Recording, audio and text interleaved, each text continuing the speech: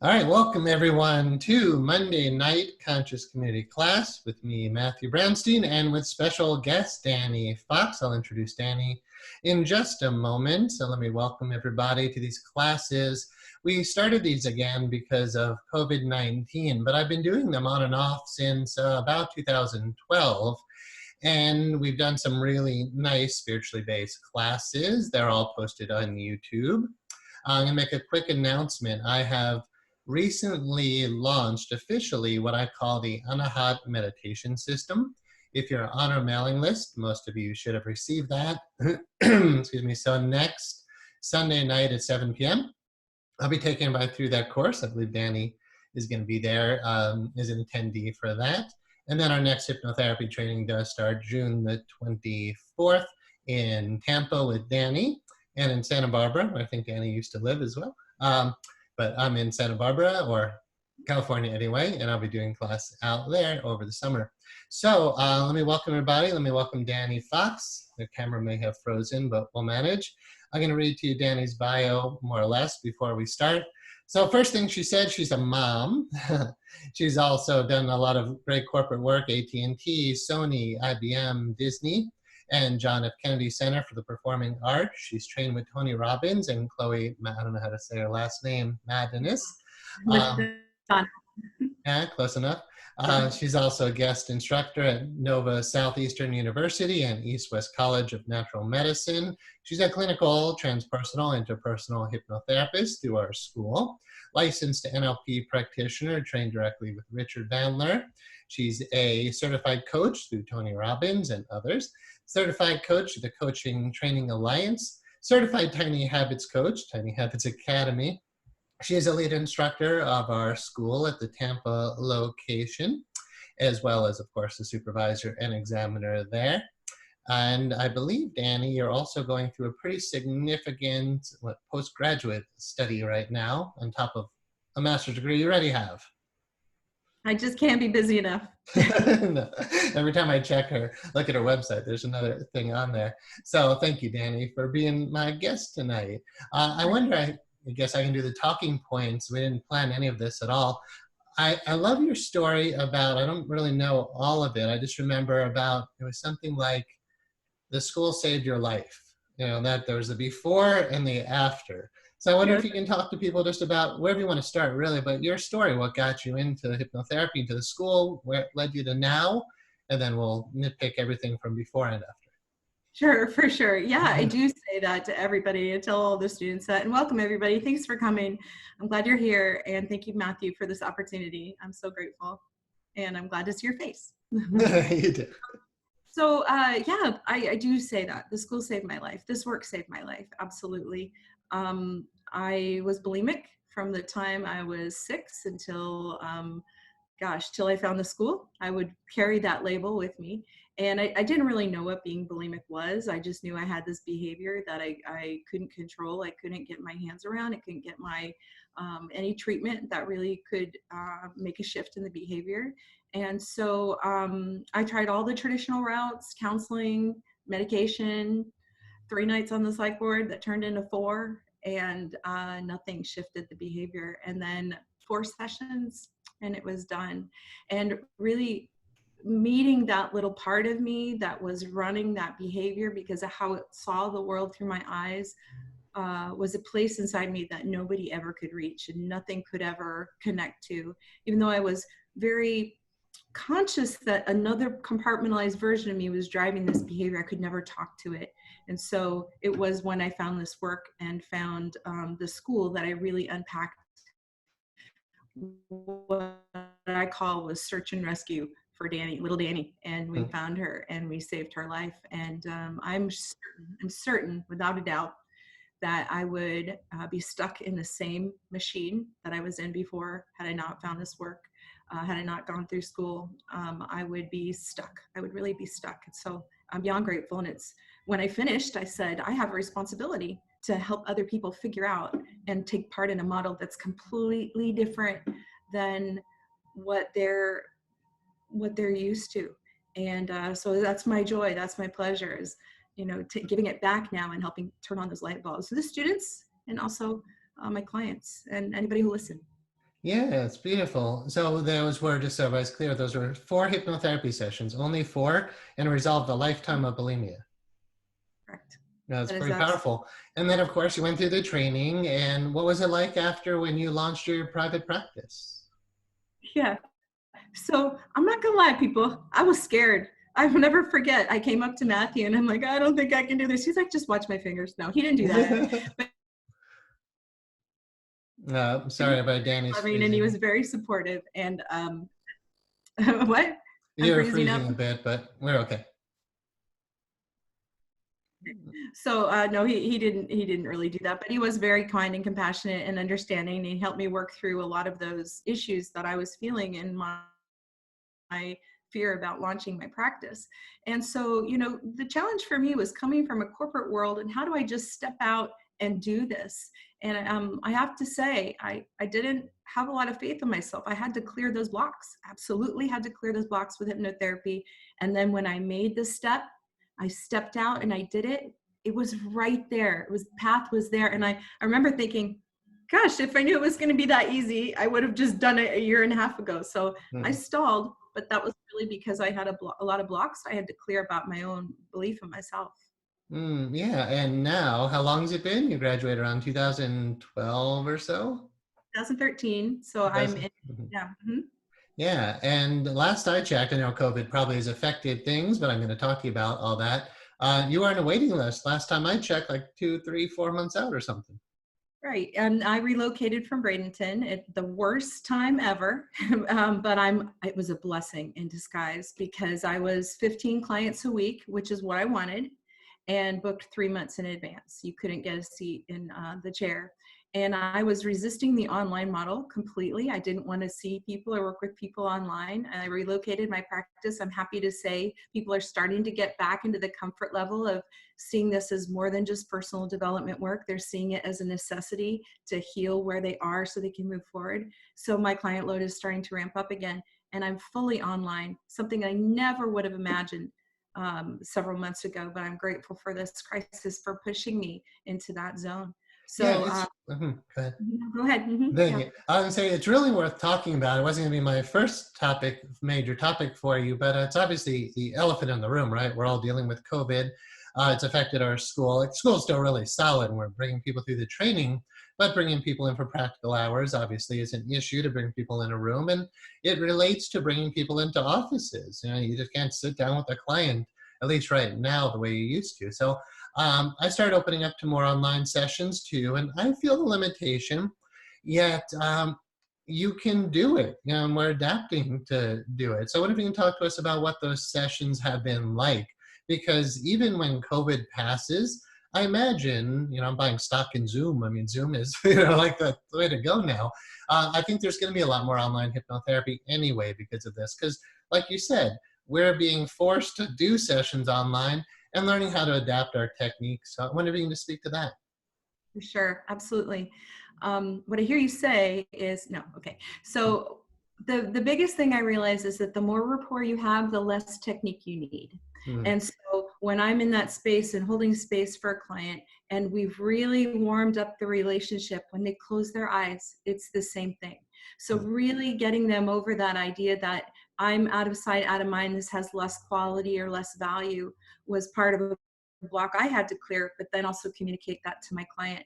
And it's created a wonderful opportunity for me to use new skills in creating rapport, but also my listening skills have improved. Mm-hmm. My being present with someone has improved. Whether I can see them or not, I'm a different kind of presence, almost extended out into their space. And so I'm, again, very grateful for the little nudge that improved many skills for me. Yeah, I find it's great to hear that. I find that the lack of ability to touch the client, there's appropriate touch in hypnotherapy, like with some of our inductions, or rolling the head, dropping the arm, lots of different ways we do nonverbal cues. How have you adapted some of that to still feel that you're really connected to another human being, even though I only get this 2D computer screen? Sure. Well, I've been very creative. And sometimes when you're creative, you bomb miserably. But some of things have actually worked out very well. So I allow the client to do some of their own work. For example, their fixed eye. I actually have them put their hand up and slowly lower and create the causal relationship. When my hands touch my eyes seal down, I go deeper. And then I use the hand drop in their lap to go even deeper. So I actually engage them. And when I can see them on Zoom, they take these cues beautifully. Again, if the rapport is there, they'll do whatever I need to do. And so just setting up the relationships between when you do this, this happens, has been tremendous. And I've had people drop their hand and go even deeper. I've had people do the arm catalepsy in front of me and say, when you raise your arm like this, you'll make a fist. And at that moment, so just being a little creative. The touch piece is missing, yes, for sure, absolutely. But again, with warming up their rapport, it really speaks to you. Also, hypnosis is self-hypnosis. So I think that works in our favor. Beautiful. You're breaking up a bit, Dani. I'm not sure your lips are synchronized anymore on the camera, but we'll work to keep moving forward. I'm going to read what's in the chat pod. It says, Dani, I'm stuck in wanting to wait for in office so I do get to touch. How do you handle being able to hear the other person well with the online? I would think it could be tricky. Talk me into this, she said. Right, for sure. I know, and I want to meet you in my space soon. Actually, earbuds with a little microphone attached work beautifully. And actually, I find that it bridges some of the communication that I miss, because people, when they're in that emotional space, are very subtle and soft. And so I'm actually saying, what was that? Much less than I would when I'm 3 feet away from you. So for me, I hear you better, more clearly. There's less misinterpretation, misunderstanding, and more seamlessness to the experience. So it's a win as far as I'm concerned for the little earbuds and a mic. Perfect every time. Definitely. Because of COVID, I lowered my hourly rate, opened up to more students to be able to see me. And it's nice. I love hypnotherapy. It's good to be back in the mix. And yeah, I agree with you. I don't know that I listen better, but there's no other distraction. It's just a computer screen, you, that person. I would rather be with a human being, give them a hug, and really get to connect. Yet, we do have to adapt to this new world, and none of us want to stop doing hypnotherapy. And of course, this is you were making some really nice money before all this started. And to get back to your full client load, I'm not sure, where you've been at with all that. But I know none of us want to, stop having income in the field of hypnotherapy. And to hear that you can have, and I'm having really good sessions without having to be there in person. It's comforting. It's a success. I just did 3 today, back to back, before this class tonight. And the last one, we were just joyful. His second session, and he's already transformed the behavior for the most part in the first session. The second session nipped it in the bud, and he said, I never would have believed it if we hadn't done it. 20 years suffering an issue that we transformed over the phone. Isn't that amazing? That's definitely one of my questions for you, to talk about how rewarding this is, and maybe to talk about the first session that pops in your mind when I say your most rewarding session. Of course, we'll honor client confidentiality, but I'd love to hear just how it lights up your heart and your one experience that really makes you say, I'm so glad to be a hypnotherapist, online or in person. Okay, for sure. So one of my most memorable sessions with a client, well, I have to say, I think all the sessions that come through the door are for me, and they're healing someplace in me. So I'm grateful for every single one, for how it touches me and how it peels away a layer inside me. So every single one is powerful, and I take it as a gift. As far as my favorite session, you're gonna laugh, I'm not saying this because Matthew's here on the line, but during school, I freaked out in my last 100 hours doing the regression protocol, and I couldn't move forward. I froze. I blanked completely. And so gracefully, Renee, who's the director of the Orlando location, she was there as well. Matthew looked at me, he's like, move. In a very loving way. She finished my session because I was a mess. I was completely a mess. And after that was over, he said, get in the chair. And he and Renee facilitated my past life regression, which changed my life absolutely to this day. it was about blocks and about shutting down when I get scared and don't know what to do next. And I learned in that session, in that moment, to interpret that signal as an opportunity to open and just let spirit drop in and guide it. And it changed my life forever. So as a student. Oh, all right. That's a session for you. I was going to ask you about your client sessions, which I like to hear, but you brought up a topic that I did want to talk about tonight. So we can go to your session or, when you work with the client. But also the topic you touched upon is hitting the closed heart. And my experience, and, I know clients, students can relate to this. You want to do basic good hypnotherapy techniques that involve accessing emotions, accessing memories. What has your experience been about hitting that wall, that protective, defensive, on guard part of the psyche that says, no, I don't feel, I don't cry, I don't let anyone in there, I don't open up. Because when that isn't there, people still have emotions, but they're more easily accessible. In my experience is the work is easier. One of the harder experiences for me is to get through that wall, because it's almost like the key is on the other side. And the scared part's like, nope, you're not getting in here. And the adult is like, I want in, I want to heal, but can't always get in. I wonder if you can speak on that. And then, of course, I do want to hear about an amazing client session you had. My pleasure. Okay. So I love parts work. I didn't understand it right away, but then I became a real fan of parts work. And so I love talking to the wall. I'll talk to the wall and I'll talk to the part that has the information about what it's not wanting to look at, because if the wall's there, some part knows what's there to block.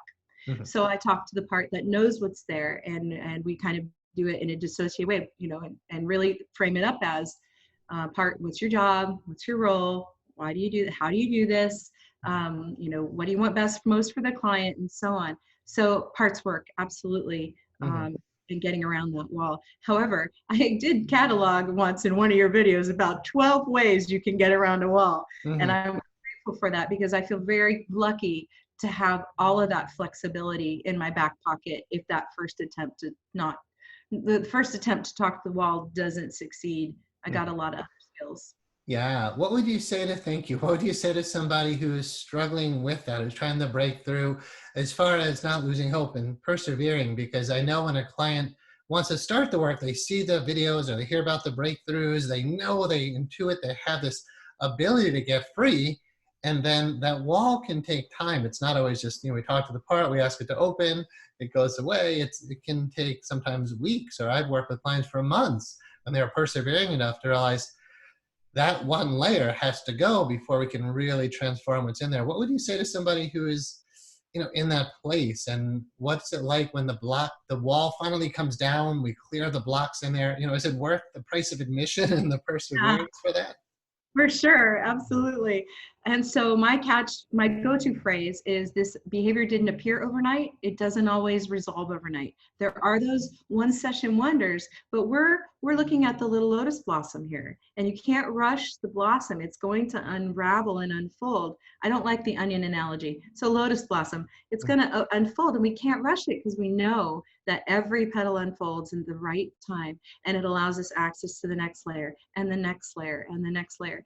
And I keep my clients focused on what the observable shifts are from the last session, so that they're collecting evidence of the shift, even if it's not necessarily 100% what they thought they were going to experience, but keep aware of these little subtle shifts. And that usually continues to engage them in the process. Yeah, so to help them know, that's my big thing as well, is progress. Like, you're making progress, and it's worth it, because from my experience is, myself and largely my clients, when you have that big protective wall, you take it down, there is a lot of pain in there, yet the pain is temporary, and when it's cleared, there's just so much more joy and peace and everything you'd ever want to feel. So yeah, I want to hear about one of your best client sessions, and maybe you can tie in this idea of what was their heart like after the blocks are cleared. For sure. So joyful and childlike after they're cleared. Joyful and childlike, without a doubt. Well, I can. One of my favorite client sessions was with a young woman who was pulling and picking, and she basically was bald, and all places there would be hair.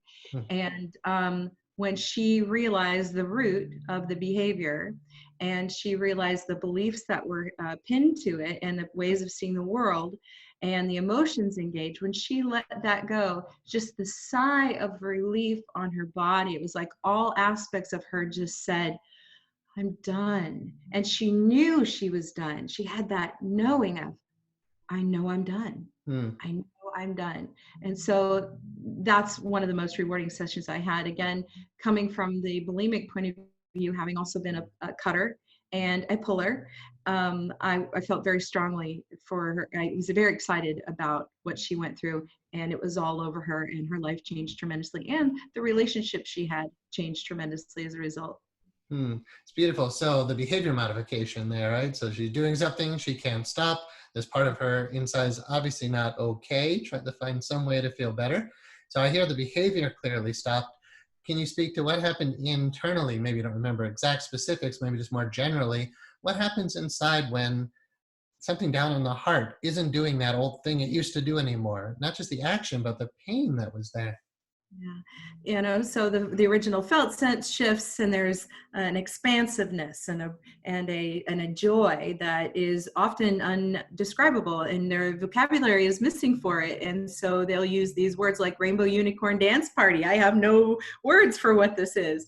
And so that joy, and then when you turn them forward to their life and future pace them, and they're seeing all the things that they can do and the ways that they can be, and the joy and the tears are streaming down their face to be living so authentically aligned with everything they've always wanted and their true self. It's just joy. It's just joy. I sometimes choke up. That's what I want to ask you is what, because I know what it's like for me, and I started in 1997, and yeah, did full-time practice for 10 years, opened the school, I've been doing that for 12 plus years now. But during full-time practice, I would see about 5 clients a day, and at the end of the day, I remember going, clients would leave, I would literally be on the floor like in tears of joy, sometimes just like, thank you, oh my God, this is my profession, I do this, I'm liberating people. What's that? You ever have those moments at the end of the day where it's like, oh my God, I can't believe I get paid to do this? Absolutely. Every day. Every Yeah. day. And I wake up every morning going, I can't wait to see what we impact today. I can't wait to see where it goes. And I can't wait. And I hold that intention for my clients because I have to intend when we meet, they're going to be different after it. And if I hold any other intention for them, then I'm not allowing for that to be the outcome. So I really hold space for this is the one. This is the one. And Mm-hmm. you get to see that every day. Nobody ever, they limp in, but they skip out. That's beautiful. It reminded me, I used to give talks called Healing the Mind, Healing the Body. And a woman walked in on crutches, heard that talk about the power of her mind, and like, you don't have to be sick. And she walked out of there without crutches. I love what you said. Oh, yeah. Yeah, coming in that way, but skipping out. I'm going to look at the chat pod. Someone said, this is when you're talking about the lotus, and it unfolds from the mud of life, where they've been and where they're at. Great. Yeah, I love that idea of the lotus growing out of the mud. It has like Teflon coating in the leaves. It doesn't get dirty from it, but it grows out of that dirt and that muck. So thank you. And then one of our attendees said, that's exactly what I need. The old programming needs to be freed to leave with any attachment so I can soar as I have come here to do. I'm touched. Every single student who comes through this school has a chance to have somebody to like really heal. 500 hours of not just the training, but especially when you get you guys in-house or practicals, and they're just moving through so many emotional blocks. So Dani, you obviously moved through into the instructor phase, and it's so amazing. And we just have you running the whole Tampa location, basically, at least the in-house stuff. We still do the student services and admissions and finances behind the scenes. But if you go to Tampa, you get to train with you in person. What's that been like to work with students and take them through this?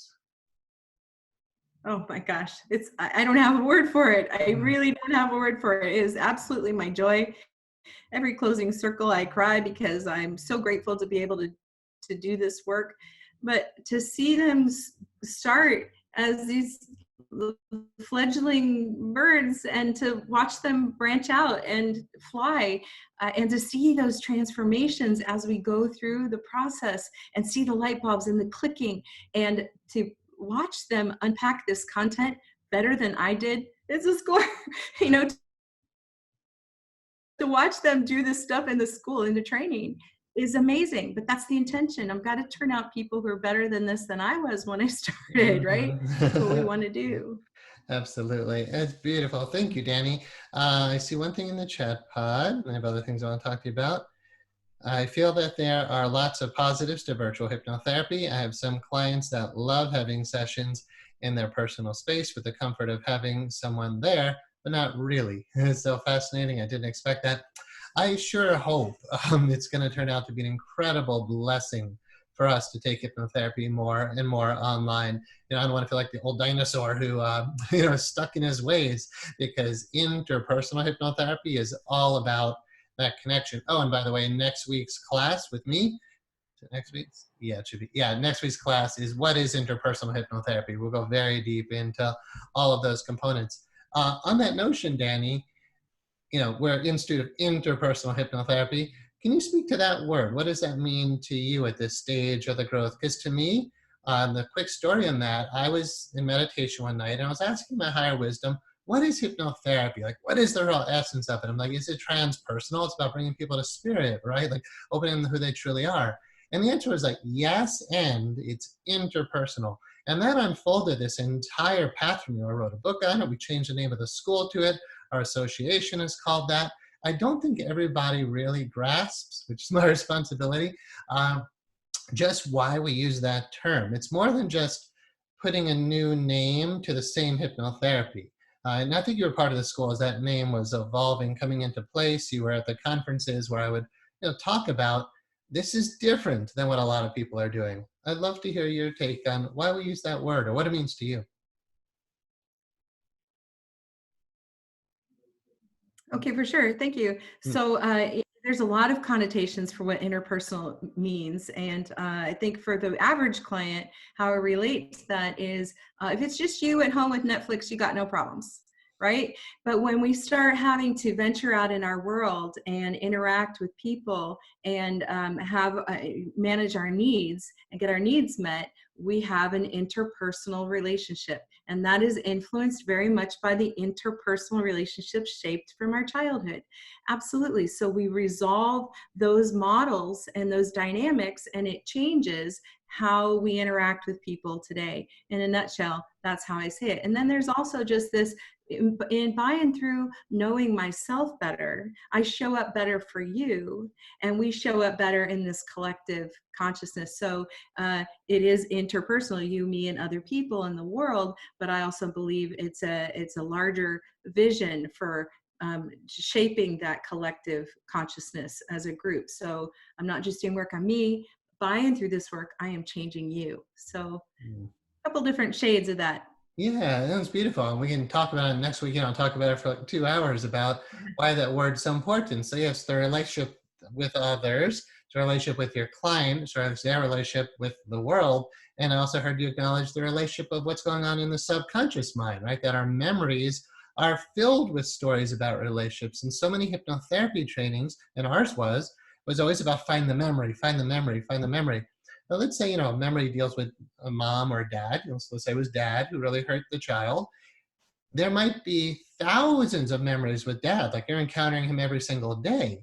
Get into interpersonal hypnotherapy, the emphasis becomes more on dad. For most of us, there's only like one dad. And if that person you have an issue with, my experience, and we'll talk about this next week, is bringing forgiveness, which is kind of goes with the territory, but that word requires a really deep understanding. I'd love to hear your take on what forgiveness means to you, because for me, no matter what the client comes in with, tons of symptoms, right? Everybody has all their issues, all their behaviors. They have a lot of emotions. They have a lot of beliefs, negative beliefs about themselves. They have a lot of negative memories, but they really only have a handful of unresolved relationships in their subconscious. And when that's been brought to the light, brought to healing, to a place of forgiveness, and then to love, my experience is that collective all the memories around the one person tend to drop away. We process all the negative beliefs and emotions in there, and the ripple effects are huge. So yeah, I wonder your thoughts on the deep relationship when you get in there and the forgiveness process. Absolutely. And I'm going to use an example from one of my own session because it was the most profound, other than the shifting of bulimia. It was the most profound session that I had, and it had to do with forgiveness. And it was with my stepmother, my relationship with my stepmother, and I used to refer to her in a very negative way. I'm not going to go into that here because I don't hold that space for her anymore. But I didn't even go in to work on my allergies, and I had allergies. I was the poster child for food allergies, everything from bananas to cherries to avocados, you name it. And I went into this work and resolved the relationship with my stepmother. And now she runs around like a little happy 6-year-old as a resource in my mind. About 2 weeks after that session, every single one of my food allergies cleared, gone, not even there. And the way I saw that is because I forgave this model, this relationship, and it healed this relationship, all the strategies and survival adaptations I had to maintain this model that was just in my mind dropped away. And they were gone. And to this day, she shows up as a resource. Like, what do you need? I need little stepmom to come. And she shows up, but all my allergies are completely cleared with the exception of some hay fever, because that's linked to my mom. Still working on. Everybody's still a work in progress, right? Like you've experienced legitimate miracles. If you define the miracle as a mental shift with profound cascading effects into all aspects of your life, like you've experienced that. There's a topic now that Dani here that we have to go into, since she said, like, now that person's like in the room, you could refer to, Dani knows where I'm going, I think, you can refer to, our inner parts of our psyche, but so Dani is remarkably psychic intuitive. You can tell us how you might define yourself in that sense, because I know people don't resonate with all those words. But I remember while Dani, I think you're going through supervisor training with me, we're sitting in the same room supervising some students, and Dani's like, I don't remember the exact words, but something like, can I share something? And the student was like, yeah. And you're like, all right, your grandmother's here. And your grandmother wants me to say. I'm sure people who don't know want to hear about that, if you want to call that a gift. But what's that like for you? What is that for you? I would love to say I know what it is. I usually just chalk it up to being open and trusting what comes in is relevant. And sometimes I follow it, and sometimes I just let it kind of guide me. Sometimes it's people, full on Uncle Harold showing up. Sometimes it's a little bit of something in my ear says, ask this question. Sometimes it's actually a mistake, what I would perceive as a mistake in my steps of the protocol, where it was actually divine step that I said what I said. So it's a little bit crowded in there sometimes and around here, but I try to hold space for it all working for the client's highest and best good. And so I don't always jump on it right away, but I let it kind of like cattle dogs shape where we're going. And then sometimes it's like, I'm sorry, I've got to ask you, who's Charlotte? And she said, which one? And I'm like, all right. And we go with it, and it creates an openness, and it takes the client to the right place. I trust that very much. So I don't like to say I see dead people. I don't like to say I'm psychic, because I cannot call upon it. I just trust when it comes in, just like with everything else. Yeah, thank you. I have that to a strong degree. Clients who work with me will get that. I get that. I'm like, wow, where did that come from? That's, I can't say I hear or see dead people, but there's clearly that intuitive voice. I get a question frequently from students, almost every class. They'll ask this at some point as we're taking them through the training. They may have asked you this as well. When we talk about intuitive work, being really open, being able to sense and feel what other people are feeling before they might even verbalize. It's like you'll feel what's going on in their body before they tell you, or their emotions. Like, wow, you're like really sad now, really angry. You don't even see it on their face, but you're noticing it in your system. It's like, well, that's not mine. And then, of course, their belief systems or these other intuitive hits we get.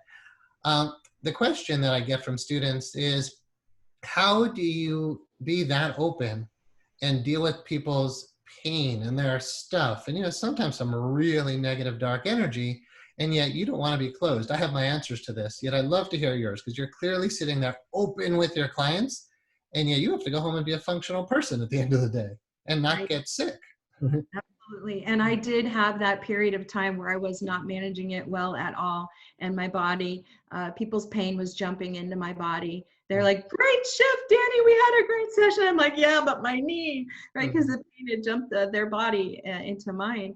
And then what I just learned, and again, I have to take this back to the training, because we were taught to hold space. And I thought I knew what that was before the training.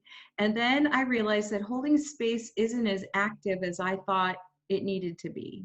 Holding space is really just setting an intention and putting it in the space between us, not within me. I open too much, their stuff comes out of them into me. So I just really tried to create a visual of the shared space between us that I am holding for them to work out their stuff without it jumping into me. And that made all the difference in the world. And I don't go home, I don't bring stuff home with me like I used to. Yeah, that's good. I hope people listening can benefit from that. I take that and say, okay, in the middle, it's not quite what I do. So if somebody can grasp what is Dani doing in her mind to not suffer, to not take on other people's pain. I mean, I've had colleagues who've gotten sick and I believe had actually died because they were so open. And it was great. They were so incredibly intuitive. It was great to work with someone who's like so clairvoyant, clairsentient. But then when they find out that they're no longer in their body, you know, they pass away, you know, within like a year of just getting into the prime of their practice, but then taking on way too much stuff. So here you're saying the model of holding space and still staying open is a collected, like shared space in between that's held. It's not in your system, but you can still get those intuitive hits, or those, use the word divine, those, you know, inner guidance words that you just, this time to say this. But it's not, that's still in you, but what you're perceiving as the healing space is actually in the, maybe the word, the crucible between both of you. Absolutely. That's exactly what I would call it, the crucible. Yeah. Absolutely. And the difference feels like, oh, I'm so sorry that's going on for you. Oh, my heart hurts for you. And having a compassionate detachment to say, I hear you, I validate you, I see that's going on. I'm going to hold space and let you hear from your divine wisdom within you. And I'm going to keep holding this until it happens, because I know it's going to happen. Mm-hmm. So allowing me to bring it out of this empathetic body into this this crucible. It's a great word for it. I've never had a word for it, but it is. That's what it is. Mm. Yeah, beautiful. And it's a place, you said, of compassion, not empathy, which is very much taught, you know, in the school's training, that we talk about sympathy, like, oh, I feel bad for you, but I've never had that for myself. Empathy could be defined as, I feel really bad and you feel really bad, and I know why I feel bad because I have had that same pain too. Yet when you're really clear and you're not in your pain and you're in that place of compassion, you can be in the midst of their pain and it doesn't affect you at all, really, except just actually more compassion, right? More beauty, more love, more optimism, because you know where you're guiding them to. Right? Like, I know if somebody could see, usually in hypnosis or altered state work, their eyes are closed, but when they're going through all that pain, if they could see me, I'm like, you go, you go, you go. I'm excited. I'm smiling. I'm like, yeah, keep crying. You'll get that out of your system. Because my experience is there's a wall that can be cleared. There's a limited amount of stuff buried in the subconscious that can be cleared. And what's left is pure joy. And that's what you're saying. You see clients walk out of there, and the miracles of making a mental shift, seeing a huge emotional change, major physical healing, bulimia and allergies in a matter of hours of work. You know, that's unheard of in most other occupations. Like, how many occupations can do that? That's part of why we're here talking about it. There's something in the chat. Let's go through the chat pod, see if, what we may have missed. Hmm. It says, I won't do names, so thank you, everybody. Wow, I love that you said that, Dani. So powerful to intend or set intentions. Reminds me of the book, The Power of Intention by Dr. Wayne Dyer. Want to talk about that briefly, since we didn't catch that before? Absolutely. I didn't know who Wayne Dyer was. I had the pleasure of working with him and meeting him when I was in the theater production world. And it was from that meeting that I dove into him and understood that, read that book as well. And really, it comes from not just that work, but also just the law of physics. One of many laws of physics is that an outcome needs an observer. And so right now in this moment, there are many possibilities. And it's the one that we observe that shows up for us. And so it's the one we intend to observe that shows up for us. So as my clients come in, as we come in, I intend them as they see themselves, as they want to see themselves as their goal. And I hold that space for them. And I just wait for them to clear away the sand. So I see them as the perfect pure shell on the beach, just under the sand that they're trying to sweep away. And so if I keep my eye on that, I'm intending that as a possibility and making it more likely to be the outcome, even if my client can't see it yet. But shared ideas strengthen. So when they sell me on their goal and I hold them in a space of their goal and guide them to that in this work, it's more likely to be the outcome that they experience.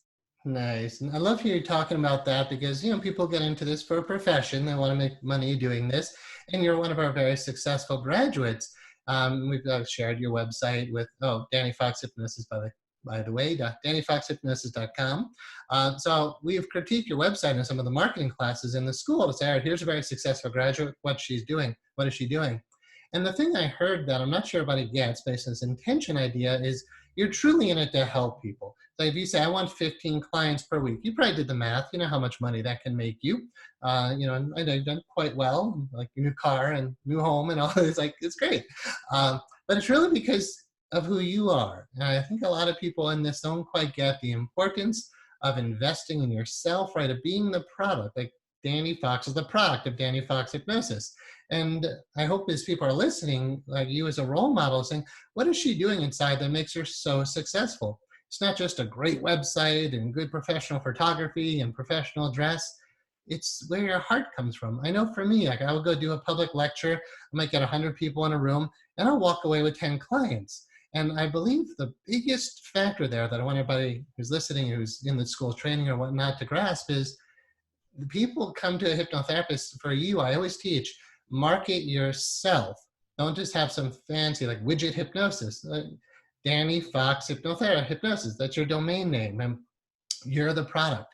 So I don't know if you can comment on that, but it's a compliment to you for sure about being such a great person that people want to work with and encouragement. Maybe you could just talk about that for our students' sake, talk about how amazing you are.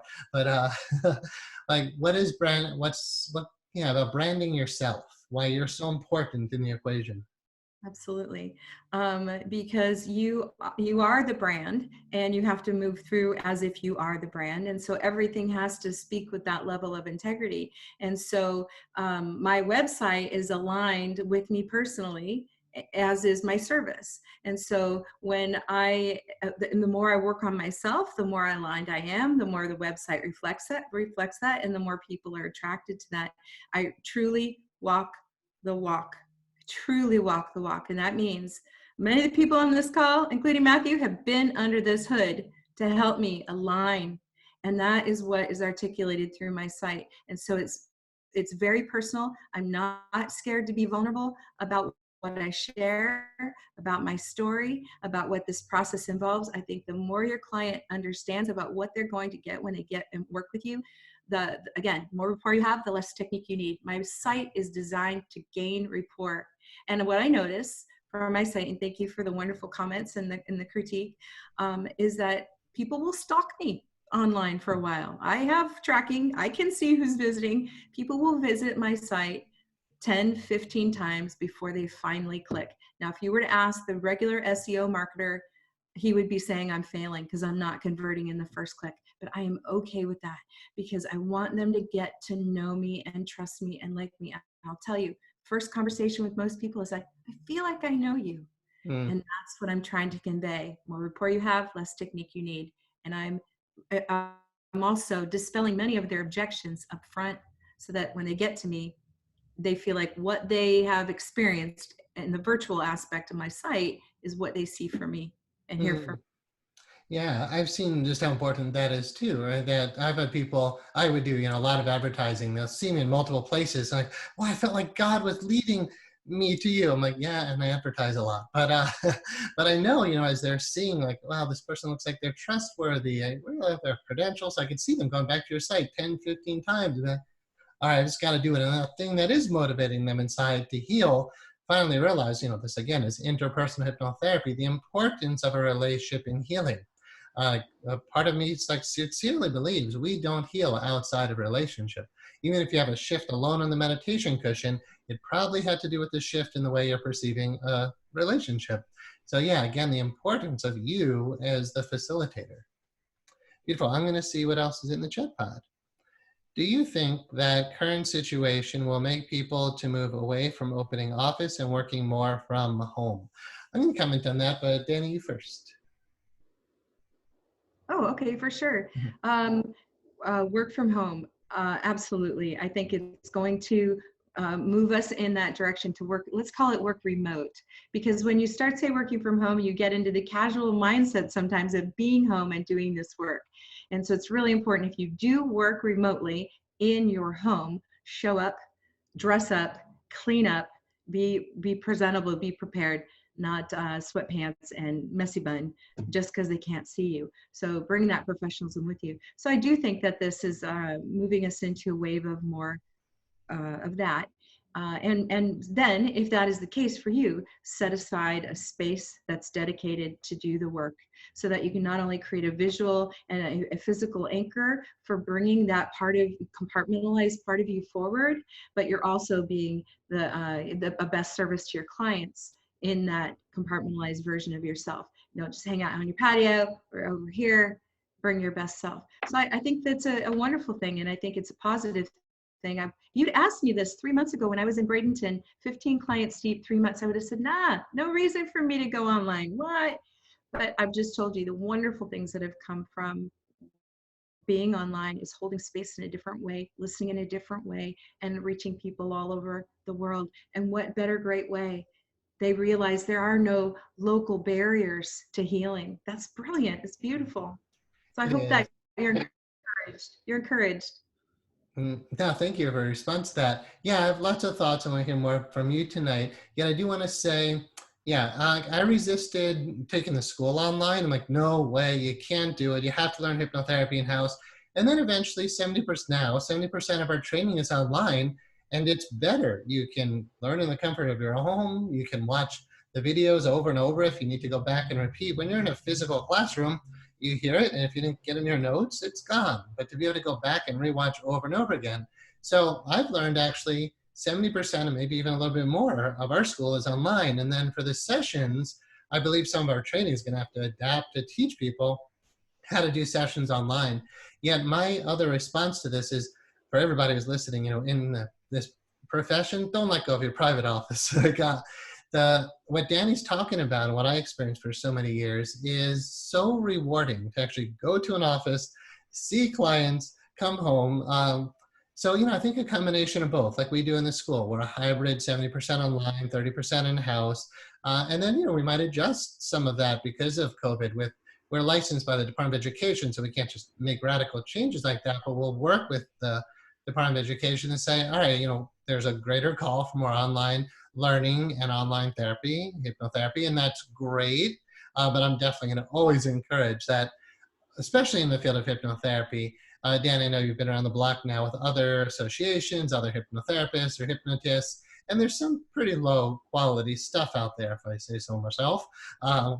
And you know, so a lot of what happens if we're totally online, it's just not the same level of professionalism. So even people wanting to work out of their homes, you know, see their clients just physically out of their homes, I was usually pretty well against that for safety reasons, but also just for professionalism. So yeah, my one thought with this is, yes, we're going to adapt to online because the internet, you know, and honestly, as we start launching, like I'm launching my Anahata meditation system and I send out an email and I check, I'm like, whoa, 900 people just saw that. Back in the day when I was trying to promote that whole thing and teach people how to meditate this way, I could get 2 or 3 people into my meditation center. And then now to know like hundreds of thousands of people can be touched by our YouTube videos, by classes like this. And yeah, to be able to see private sessions with clients all around the world.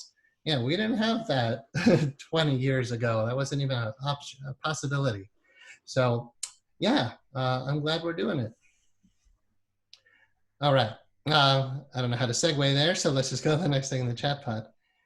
All right, thank you for having these sessions. So excited to go through your program one day. Totally obsessed with transpersonal. Yeah, we all are. We're getting, those who are in the training now, you'll get there, I promise. Next one said, love the focus on the ISR, the initial sensitizing relationship. So much more profound, transformative work. Highly recommend the Certified Interpersonal Hypnotherapist Program. Thank you for the plug. Yeah, I'll just say briefly, there's 22 extra hours of training, CEU courses, really best for our graduates who have done 500 hours. Those extra 22 hours change the entire way you do your practice. So you can find that on our website, Interpersonal Hypnotherapist 22-hour CEU course, and you get to be a certified interpersonal hypnotherapist. And yeah, the level of work just goes so much deeper.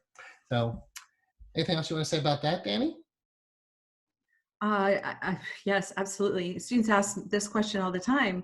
I'm not really interested in that. I don't really want to work with people like that who have the transpersonal worldview.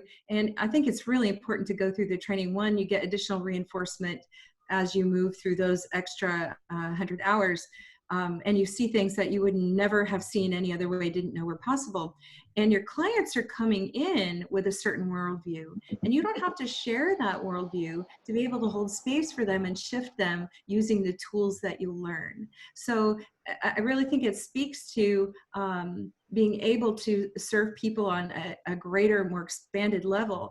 And again, with that compassionate, that little bit of disconnect, compassionate, you don't have to believe what they believe to help them get to their goal.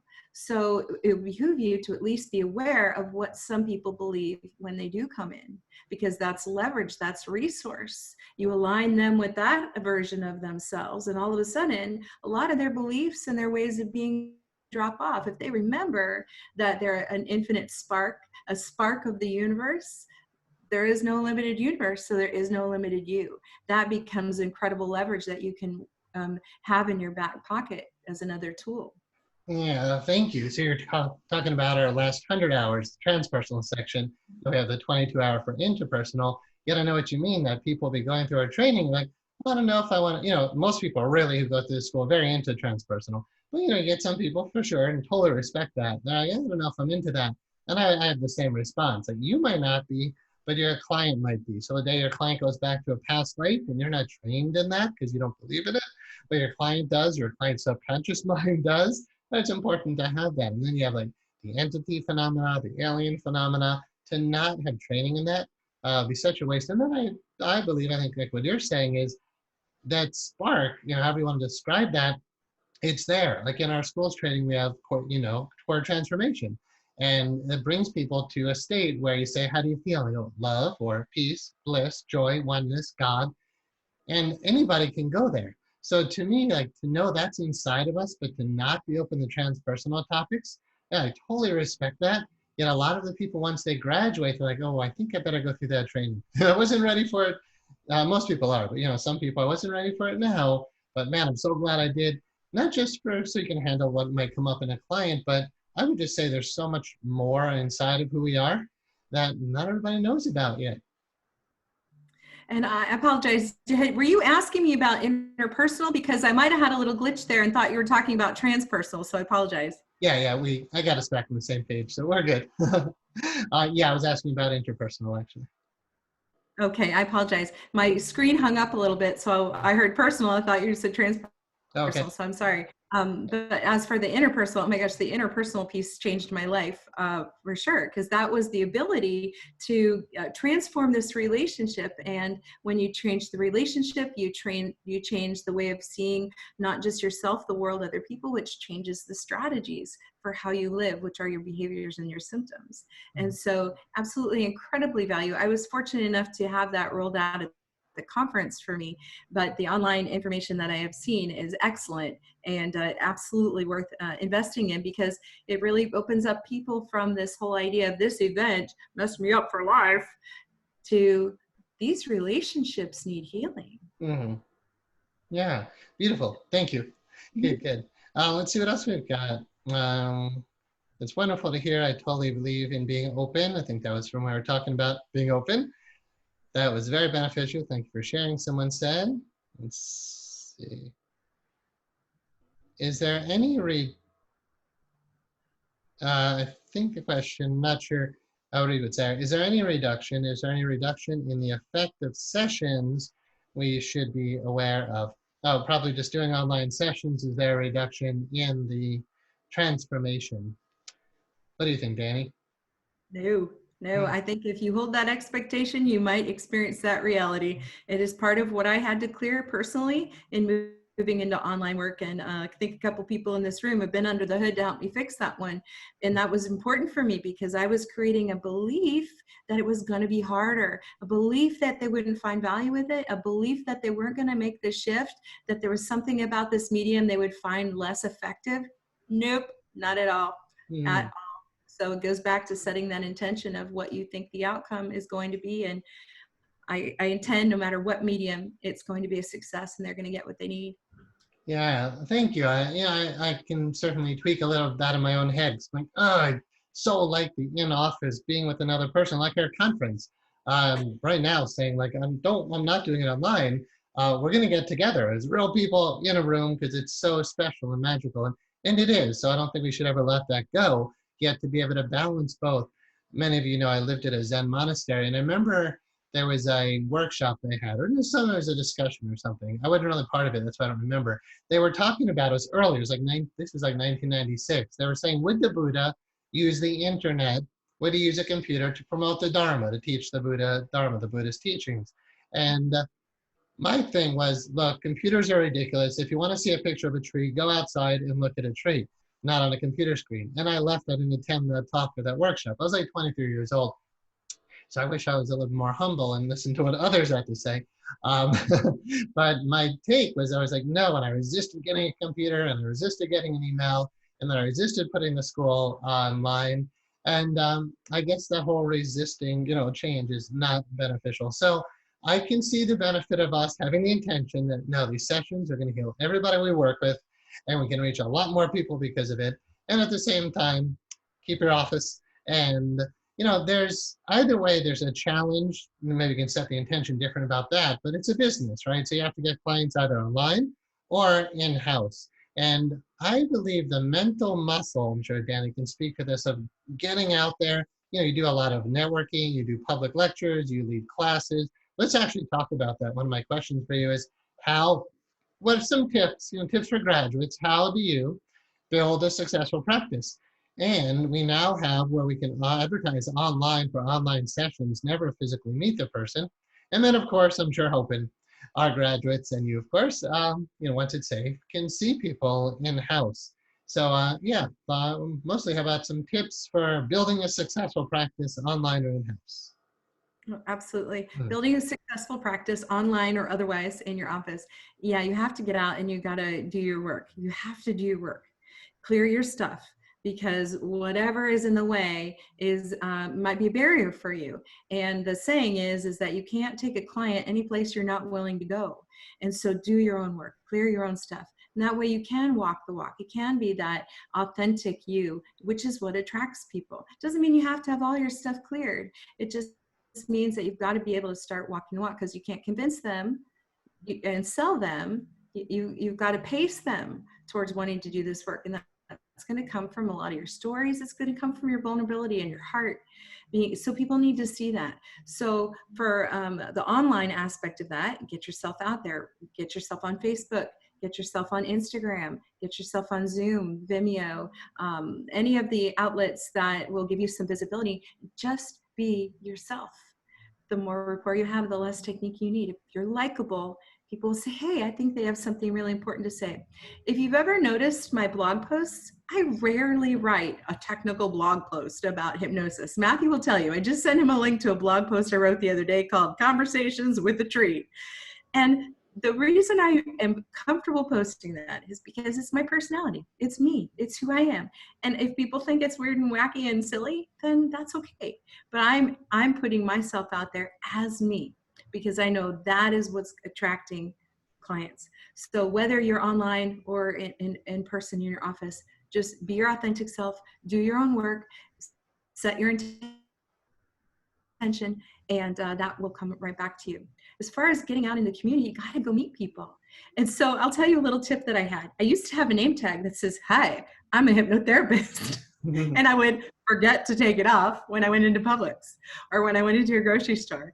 And they would ask, And I would not necessarily lead with this discussion, but when they ask, because I'm not going to chase you as a client. So they ask and I say, oh, this is what I do. I have to say, I had on my back of my windshield for a while on my website, that was a conversation starter. My license plate, conversation starter, but y'all can't get that one. It says Hypno You. But also when I go out into public and I meet people and just in the normal course of my life, my dentist, my gym, my hairstylist, in casual conversation, it comes up. I never lead. I wait because they'll invariably ask, what do you do? And you should say something really powerful like, oh, I change lives and heal them forever. Or in a very matter-of-factly, or I'm a behavior engineer, or I'm a clinical hypnotherapist. Or like, what? I usually wait till after I've shook their hand to lay that one out. Because sometimes they're like, but I just talk with people and I listen. And most of the time when they're done talking, because people love to talk, people love to hear themselves talk, they'll eventually ask you, who are you? What do you do? And then you'll have held this wonderful space for them. You'll be able to engage in their conversation and they'll get to see you. Lots of rapport, less technique. So whether you're doing that online or building it in your bricks and mortar, you're gonna have to make connections to people. As far as, if I can just go on just for one more thing, because I'm talking about myself. In terms of speaking, those opportunities I just kind of intended that they would come, and they did. So I can't say that I actually sought out opportunities to speak at Nova Southeastern or East West College. They found me, and I just kind of sat in the space of people need me. So I will say this for graduates. Put yourself together a nice little PowerPoint presentation about a little bit of the history of hypnosis and what hypnosis is and how it can be used and how it can help people change their life. The last section of that, tailor it to the group that you are working with. So for example, I work with a lot of seniors. And so I tailor the tag of that. What does this mean to you? What's in this for you? And then I shape that little piece. And then I also go looking for people who would care, who are interested and who are partners in this kind of work. Acupuncturists, massage therapists, any of the body work healers, bodies stuff that it's stored, which is important. And you can help teach clients not to store it there and release it as well. It's a really wonderful partnership that they'll see the benefit of and they'll refer to you. So get out there, be visible, be authentic. Don't be afraid to be vulnerable or silly. Be yourself. Awesome. Thank you, Dani. It's worth, because I mean, if you ask me, what do you do to build a practice? You know, you can say, okay, and you did, you know, video, YouTube, Facebook, all that stuff. I get out there and network, but really it's you. And again, this is what I've always taught as well. What I did for my own practice is you brand yourself. But if you're not comfortable getting out there, so like you said, you get people under the hood. And so, yeah, we always tell our students, right, go get hypnotherapy sessions. If you have blocks, just clear them, because that's what's holding you back. It's not that you don't know how to create a Facebook page or a website or go to a business networking group and introduce yourself or go give a public lecture. But when you're insecure, you know, you're not out there giving public lectures. And like I said, I could get 100 people in a room, walk away with 10 clients. You know, that's like, I would see about 20 to 25 a week, but that's about half my client load from one good 1 hour lecture. And so, yep, I agree with Dani. Get yourself out there. Someone asked, I'm currently working on course HT110 NLP. Just up to this level, have hit several triggers that have caused me to stop and face where I am and realize there's a depth to reach and clear. I've worked on myself as best I can as I go through and have revisited some of those same lessons to find that the triggers were gone. If I'm experiencing this much at just the beginning, then boy, oh boy, bring it on. I love that I am here now. Thank you. Oh, thank you. Yeah, Dani, what do you say back to a student, that's one of our current students, about that kind of stuff? Hold on, Alice. This hole goes a lot deeper. You're going to enjoy that. What a wonderful foundation to move into the next few modules with. Keep that curiosity. Keep that openness. You know, just let it drop in and enjoy the ride. It's you haven't seen anything yet, as Matthew would say. No doubt. I mean, as you're talking, I just launched, now I'll do a little plug for it, onlinemonastery.com. a lot of you know me well know I'm like a closet monk, a closet yogi. It's really, who is Matthew? That's part of like the deepest essence. So in 1996, I had this whole set of revelations meditation system that came through me. And I dedicate a lot of my life to it. I won't talk much about this now. But as you're talking about how deep does a rabbit hole really go? Like when somebody's into fundamentals, they're trying to clear blocks, like that's good, keep it up. And then we start getting to like manifesting work, manifesting prosperity work, the real deep clearing. But then as we get into the real deep healing stuff and like the metaphysics of healing and like miraculous healing and the transpersonal, but now that I'm starting to bring in even deeper meditative teachings, it's wonderful to hear somebody in the beginning who's like, wow. I'm like, oh yeah, you have no idea how good this is going to be. That's why I feel like we're so much more. And I know, Dani, with all the other trainings you've gotten before and after the school, there were so much more than a hypnotherapy school. So I wonder if you can speak to what it's like to bring all of you to a hypnotherapy practice. Because as an NLP practitioner, it's probably pretty hard to make a living, right? They don't necessarily Google, I need NLP to stop smoking. We could work, but they type in hypnosis, stop smoking. And then they find out, wow, we can do so much more than just behavior modification. Yet for me to be able to bring my background in philosophy, religion, spiritual community living, traditional Chinese medicine, massage, Reiki, all these psychic intuitive healing work, because of my title, hypnotherapist, I can bring all that into a profession. So it's been like for you to bring all of your knowledge and wisdom and resources into being a hypnotherapist. Oh, it's a wonderful dance. It's a tango. And I'll tell people sometimes I'm like Mary Poppins. I've got my bag over here and it's got a lot of things in it. But I would love to comment on all of these things. The best thing I brought to this was my willingness to change and my willingness to see things differently, that curiosity and that faith that something could be different. I could do something a different way. That was the best skill I brought, my openness and my willingness. And I did go and do a lot of wonderful, interesting things that I parlay and weave into this work. Like I'm a great storyteller. I worked for Disney. It's kind of what you do. But what makes this work, and Matthew did not ask me to plug this, but I will tell you, if you're a student, you've heard me say this, is because for whatever this wonderful skills are that I'm bringing, I love this work. And one of the primary reasons I'm a teacher of this work is because it comes back to this incredible backbone that he's given you to dance in and out of and weave, and you make it dance and you make it walk and you make it fly. And I'm not saying that to plug the school or Matthew, but this is what I keep coming back to. I learned these things and I weave them in and out of this wonderful foundation that is replicatable and successful.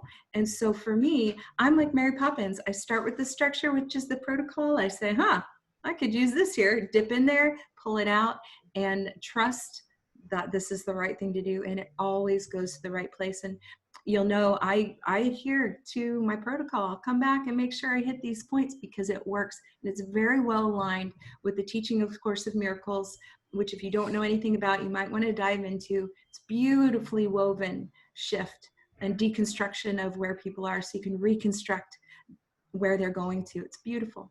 And so I do credit a lot of my background, but mostly I'm just the work I've done to clear myself, the willingness I have to stay open, and this wonderful tool that is the structure and the backbone of everything I do. Hey, that's awesome. I love hearing it as you're talking on my mind. How much like what are my thoughts about this? And it's back in the day, I was living in India and I wrote my book, The Sutras on Healing and Enlightenment. And I hadn't opened the school yet. So I just knew I want to help people to do the kind of healing work that I do. And when I really saw the miracles that I was like performing in India, in the Himalayas, I'm like, my God, this is my life. This is like what I'm doing right now. And so I wrote this book, The Sutras on Healing and Enlightenment. And I kind of had this thought I would create lots of mini-me's. I would duplicate what I do. But then when I opened the school and started taking graduates through, we've had about 1,000 people go through the training now. It's like awe-inspiring to me that, and this is just kind of the beginning, but 1,000 people, still a lot of people have been exposed to this.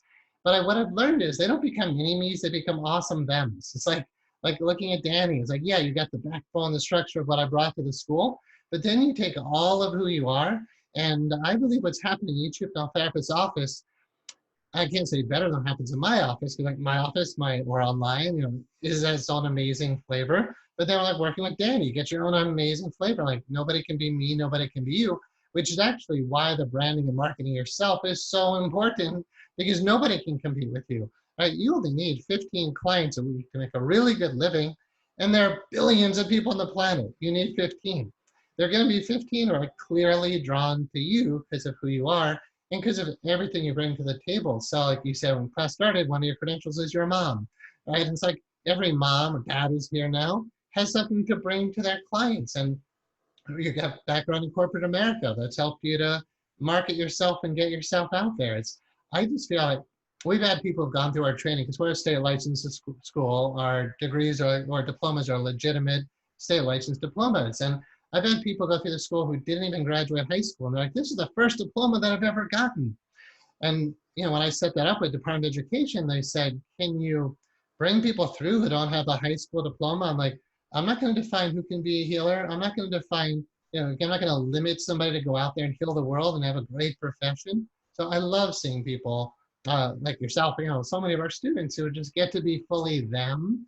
And then they just utilize, I agree with what you're saying. Like for me, the structure of what I do is hypnotherapy. But if I bring in meditation or Course in Miracles or spirituality or anything that I may have learned somewhere else, aside from the core stuff that I teach, we just get to be ourselves. And it's so beautiful. All right. Thank you, Dani. Somebody said, you can't see me, but I have tears. I've been doing the Course in Miracles. Yeah, I'm going to plug it as well. It's really, if on the surface, it sounds like a Christian theology, but once you move those words aside, you just get to the essence of what it's saying. I was listening last night. I'll recommend this for people.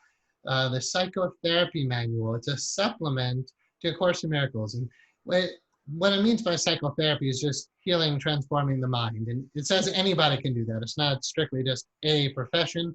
And we're hypnotherapy. We're not traditional psychotherapy. But those of you who are in the mind, body healing type field, check that out. It's a supplement to A Course in Miracles called Psychotherapy, Purpose, Process, and Practice. And I was listening to it again the other night, and like, that is just priceless, as a guide for the level of work that we can do. So when you have, like Dani said, the backbone of what we offer in the school, but then you bring in teachings like A Course in Miracles, you can actually perform miracles on your client. Like you go through that course, you learn to perform miracles, and then you could actually have a profession where you do that for other people. I mean, there's not much higher calling that I know of. I mean, lots of people have other callings, no competition or judgment, but for me, there's not much higher than to be working one-on-one with human beings and working miracles at Course in Miracles level. And look at the chat pod. Dani, anything you want to say about that? Amen. Amen. Awesome. Let's see. We don't have Dani for too much longer. So someone said, so thank you for the practical tools we learned to implement in our lives and clients. One of the most profound things I've learned from this wonderful hypnosis school was that our relationships, etc., are reflections of us and what we need to work on, and specifically how to invite those parts back into wholeness. I know, it's some really good stuff. We've covered a lot of things. This isn't necessarily in order. Yeah, Dani, I know you do a lot of work with kids. You talked about metaphor therapy and creativity and just thinking outside the box and being really creative in how you work. I remember one of your presentations at one of our conferences was about that. It was like kids and their handlers, something like that. I don't know if you can comment on helping children and their handlers. For sure, for sure. The first thing is that make sure you get the parents on board with this idea of relationships before you move forward, because they'll want to bring their child to you for X, Y, and Z symptom, but not understand how this symptom is in the context of the ecology of the problem. And that includes the parents and how they are also handling their child. So that will help you be a big success if you get parents through that first phase of understanding that it's relational. Then when you see the child, you're able to kind of coach the parent, and based on what I saw, here's your opportunity to help ensure that this new behavior sticks. So that's the best thing, is start with really by priming the pump with the parent. Even better if they can get in their chair and clear their stuff. I've seen it happen. They clear their stuff, they go home, the child has no problem.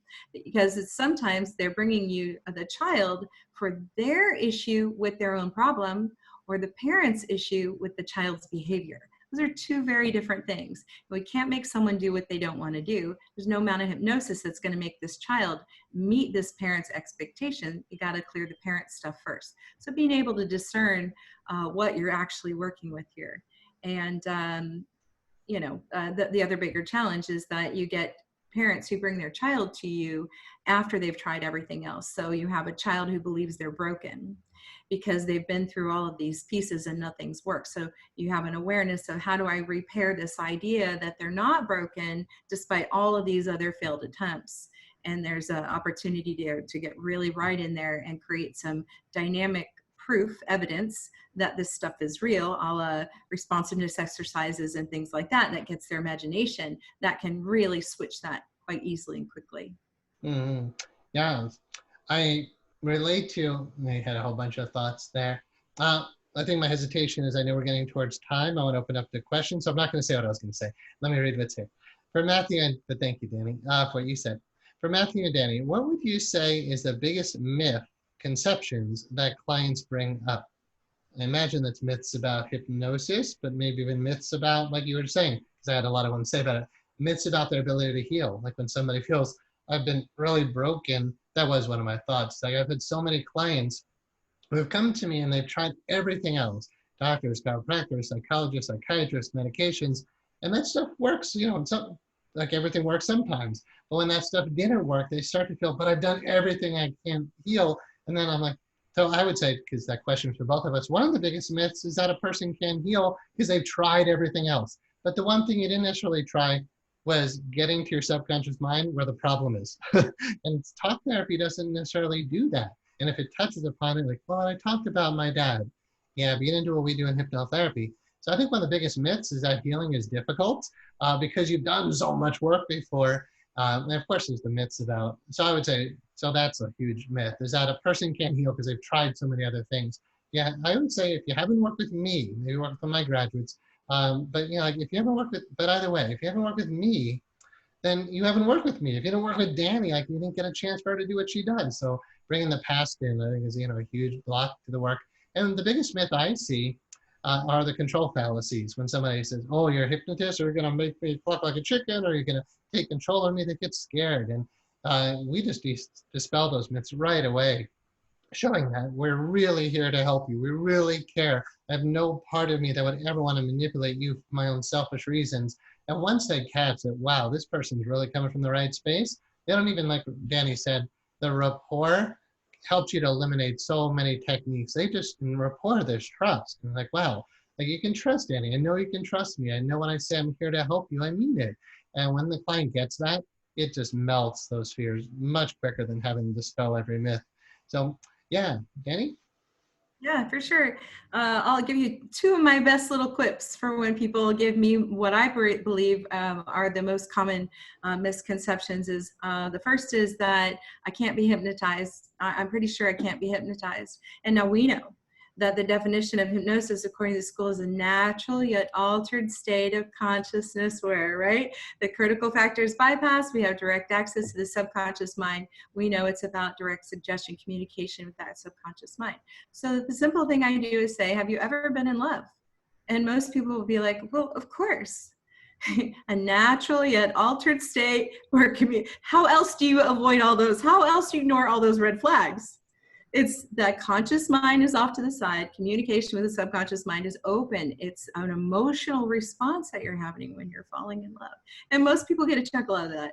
It's kind of one of those things that they go, oh, okay, I guess. And then you go on to explain the deeper, some of the other misconceptions there. And the truth behind what the state is really like, that we go in and out of it all day long. We're probably in it more than we're out of it. And then again, rapport, less technique. The next thing is the one I get all the time is, you're going to make me cluck like a chicken? So my comeback with that always is, why? How's a chicken go? And without missing a beat, they'll go cluck, cluck. And I'll say, I didn't need hypnosis for that. And they get it and they laugh and it creates rapport. Nice. And dispels the myth. Yeah, it's awesome. I love when they have the control fallacies, and I'll say something like, just lift your hand, and they do. I'm like, who made you do that, me or you? You did that. And no matter how deep you go into hypnosis, you're the one doing it. So Yeah, it's a great question. Dani has only about 5 or 10 more minutes left. So if there are questions, please light up the chat pod now, and I'll work to cover those as much as we can with the time Dani has. And while we're waiting for those, I made a little list here. I'm going to find one other thing for Dani to talk about while we're waiting for questions to come in. Well, actually, we covered most of it. All right, this is one we touched on a little, but I'd like to bring it up so that people can set the intention, get the idea. My question for you before our class is, what's it like to be in a waiting list? Because a lot of people think about, I'm going to get into this and I'm going to struggle, right? I'm going to have to get clients. It's going to be hard to get clients. Maybe I'll get 5, or if I just get 10.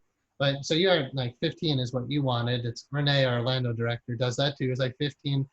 Well, when I was in this, when I started, it was 25 full paying clients a week, up to 30, and that was kind of burnout, but 20 to 30 per week. And I was in a waiting list for months. And the financial freedom, security that comes from that, the ease, the feeling of confidence and success. I mean, I remember when I bought my first Jaguar, like driving Mercedes. I'm like, I'm a hypnotherapist and I'm making over 6 figures. And like I was charging $230 a session, and I was seeing like 20 at that time, about 20 to 25 clients a week. So I wonder if you can just comment on what it's like when it's thriving.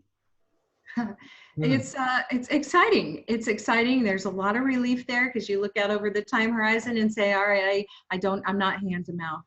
And it's exciting.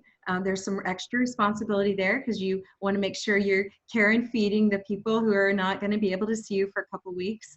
You can always send them a recording, start priming their subconscious, check in with them, see how they're doing, give them some conscious little steps of homework, teach them how to breathe, something like that. But it is very exciting. And I remember having many a moment where I'd sit in my chair going, I can't believe this. You can't get in to see me for 3 months. And I was just overjoyed. I was very excited and very grateful. And it really fueled that intention that as I sit in this space, knowing they're here, the more are coming. And that really helped fuel that because no one ever created a client load out of desperation. And so if you sit in a space of desperation, you will see desperation, you'll have behaviors that also mirror that. So sitting in that space of gratitude, I think, is what kept them coming. Mm-hmm. Yeah, I want to say I'm amazed when I saw your success. Like, good, that's how it should be for every single graduate. And when I started, I set a goal within 1 month, I would see 20 or more full paying clients per week. And then when I restarted my practice after India, said, all right, within 1 month, 20 or more full paying clients per week. And I've always been able to do it. I've done it 3 times. And I expected that when I set up the school and taught people how to market their practice, everybody would. And we have a very high positive graduate outcome. It's over 90% have reached goals that they wanted to, and that's amazing. The Department of Education still, actually to this day, the other day, like, that can prove it. And we do. We have to show down to the decimal point that these are very accurate numbers. And our retention rate is over 90%. And they're like, how do you do that? And I think part of it is because of what we are, like what hypnotherapy is. It's not just a job, it's a calling, it's a mission. Like, this to me is a mission. When somebody, I've heard it at a graduate one, she stopped her practice because she said it just couldn't make her as much money as her husband's insurance company. And I'm like, well, if you're into it for the money, it might not make you gloriously rich. You can do a very comfortable over 6-figure income from this if you really succeed. And we don't promise you do, but you can. And so, when I see graduates do it, I'm like, yes, I know it's totally possible. And Dani, while you're exceptional, and I will say Dani is so humble over the years. I just watch her. She can be a good student, but you put her in front of an audience, in front of this, a classroom, I'm like, that's why you're the Tampa director and instructor. So Dani's humble and in the interviewee position right now. She's really a rock star in her own, not even in her own right, just a rock star. So it's DaniFoxHypnosis.com. And you want to give it any other contact info or phone number for anybody who might want to do private sessions with you or anything? Yeah, hypnosisanywhere.com. That's my URL as well. And I just would love to close out with one little thought about how I created this. I know it comes back to a session I had to clear my blocks on creating revenue and generating clients. My little Dani, she says, Dani, Just use your happy to attract the people. The people come with money in their pockets. Mhm. And that was such a shift for me because that's what I do. It's a happy byproduct that I get paid. I use my happy and my joy and my love for this work and for these and the clients. And the money is there. And that's the way I think abundance is. That's the way I think abundance behaves. Beautiful. Thank you. Such good towards the end closing words. Thank you, Dani. Thanks for being my guest today, our guest today, and for doing such great work with your clients and our Tampa students. So a couple of just overview closing thoughts. The conference that we should have been doing pretty soon, within about 2 weeks would have occurred, obviously is on pause, but Dani is going to kind of MC that with me. So it's going to be a rockin' conference when we finally get to do it. It's called Synthesis, and I'm actually seeing the divine timing that it hasn't happened yet, because the synthesis idea is taking everything that's good in you, merging it into something even greater, but then all of us to come together to do that as a collective. So we got, however many people, 100 plus, whatever in the room, and we all synthesize something greater. So I'm really looking forward to doing that conference someday with you, Dani, and all of our peeps. And then I've been alluding to the Anahata meditation system on May the 17th, and Dani will be going through it as well. May 17th, 7 p.m. Eastern Time. You can go to onlinemonastery.com, where hopefully you saw my newsletter that went out. We'll send another one to remind everybody. So totally free, no catch. There'll never be someday, 100% free. It's going to be at least 4 months of meditation training with me every week. It'll probably go longer, but minimum 4 months. And then, of course, I'll mention for prospective students, we have our next class starting June 24th, 2020. The school is very solid in the midst of COVID. We have 3 ongoing classes now. We're having to adjust the practical hours, and we've had to postpone until we're really sure it's safe to get everybody back in, but we expect to graduate, I think most people right on time. So yeah, June 24th class coming up for hypnotherapy training, Anahata meditation, totally free. And then, so again, go to onlinemonastery.com to learn more. It's my new project. Actually, it's been a project since 1996, but now is the time to really get it out there. And next Monday night, topic will be what is interpersonal hypnotherapy? We'll take a very deep plunge into those teachings. All right. Last things in the chat pod, Dani, if you have to go, I think we're okay for Dani's timing, but if you have to go, we understand. You two are still the Lady Gaga and Taylor Swift of hypnosis. I was going to say, we had a student who once said that about me, of the Lady Gaga of hypnosis, and hello. I'm not saying names, but we love you. All right, someone said, love you, Dani. Thank you so much for gracing us with your time today, along with Matthew's profound teaching gifts on spirituality mainly. Thank you. And then question, is the meditation certification open to anybody? It is. Not everybody will get through it. It's a serious commitment of very deep meditation and disciplined meditation practice. But yeah, anybody can attend. I'm not saying anybody will be cut out to sit that way and to get through that whole thing.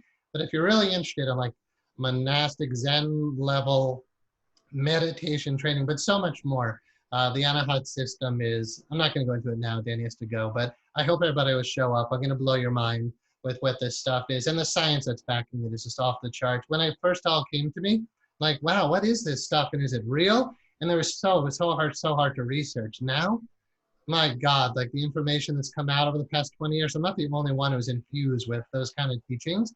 And you can see it online now, and especially in the most modern science. It's unbelievable. So yeah, next Sunday night, open for anybody. All right. Thank you, everybody. Okay. So why don't we wrap up the recording, and then if anybody wants to continue just casually chatting, we can do that. So I'm going to stop recording. Thank you again, Dani, for being here. I know you said to go soon, and we love you and appreciate you. See you soon. Be safe and healthy. Bye. Thank you. Thank you, Matthew. Thank you, Dani. Bye-bye.